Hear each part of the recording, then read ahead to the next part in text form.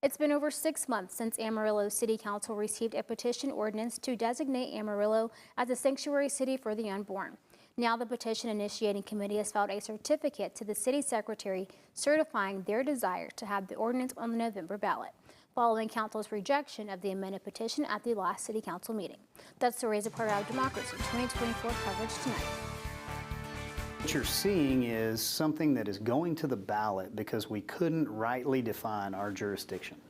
So this went outside of that in the fullness of the original ordinance, and I think we agree on that. But then I think that's why this is being taken to the voter. I don't think it's being taken to the voter because the substance or the cause wasn't something that we understood or could take action on. I think it's the format in the way in which it's seeking to prohibit certain things outside of our city limits. At the next council meeting, members are expected to take action. We will present this statement to council at our next regular July 9th council meeting. And so at that point in time, we'll present it to council, talk to council about it, and then anticipating bringing back a resolution probably on July 23rd to order that election. Once the petition ordinance is on the ballot, its fate is out of council's hands. Once the election takes place on November 5th and the counties certify their results back to us, we will canvass that election.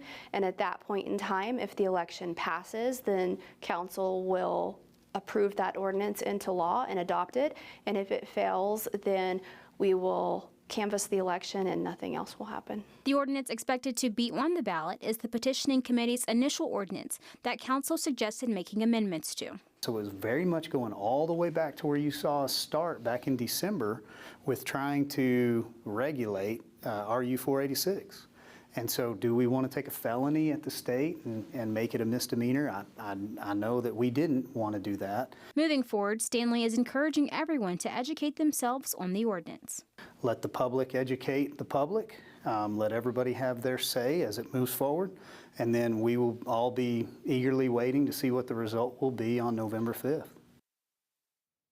Coggins says once the election takes place on November 5th, counties will certify their results to the city. The city will then canvass their results. If the ordinance passes, council will approve and adopt the ordinance into law, and if it fails, nothing else happens.